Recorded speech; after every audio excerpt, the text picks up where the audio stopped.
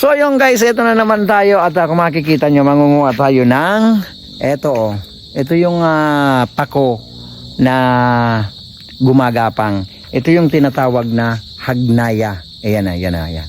Ito, mangunguha tayo nito guys at ito yung pinakamasarap. Isang uri ng pako na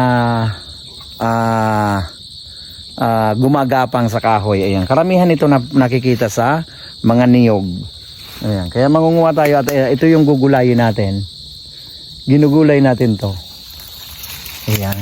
Ito yung tinatawag na hagnaya. Ayan. Pakong gumagapang siya guys ito. Ayan. Marami tayong kukunin nito kasi ito yung iluluto natin. Ayan, kung makikita nyo, karamihan nandyan sa puno ng nyug. Ayan. Nasa puno ng nyug.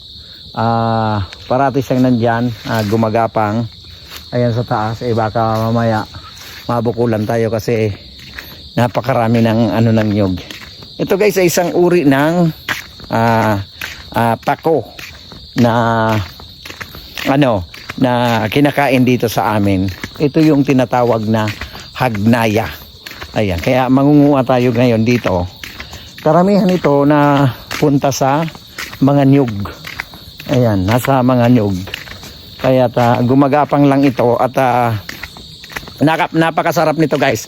Ito isang uri ng pako na gumagapang siya. Ayan, karamihan ito nakikita ito sa mga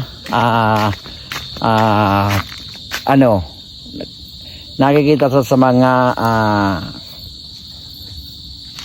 kahoy gumagapang. Ayun, mayroon siya pero walang Ayan, yung mga uri ng pako, ayan, kagaya nung pakong yun, ayan kumukuha na naman tayo para doon sa ating ayan, maghahanap pa tayo na iba-iba kasi yung uri ng pako. May ganitong pako na yung nakita nyo sa akin sa video.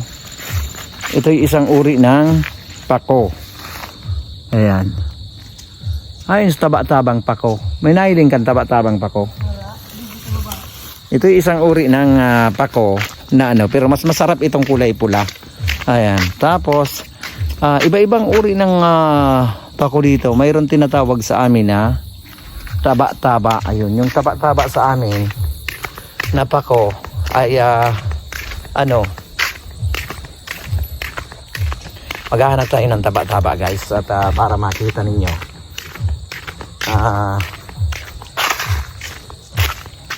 Karamihan kasi na mga ganito nakikita lang sa ito yung isang uri ng taba-taba pero wala nga lang talbos. Ito yung isang uri ng kinakain dito na taba-taba. Ayan, ito yung dahon niya guys, malalaki.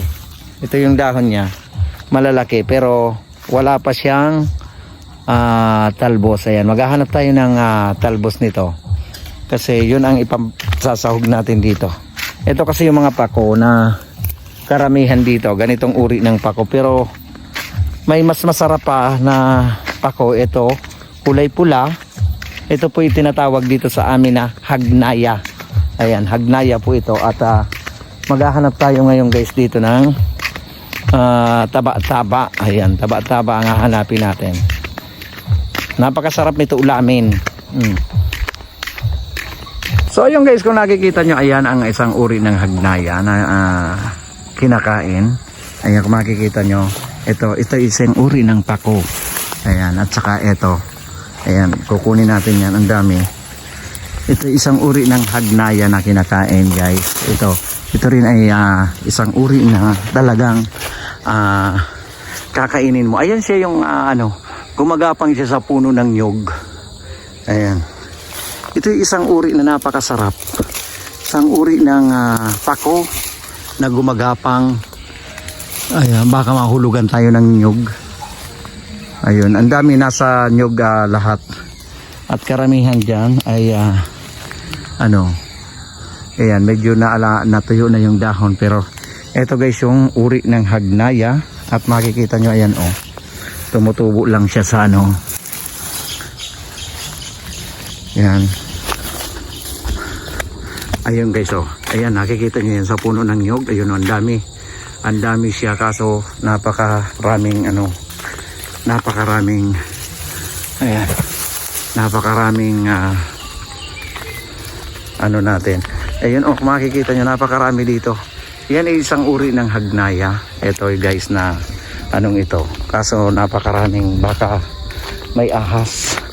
Ayan, iwas tayo sa ahas kahit marami yun. Ayan, iwasan natin. Ang dami sana sa mga nasa nyug.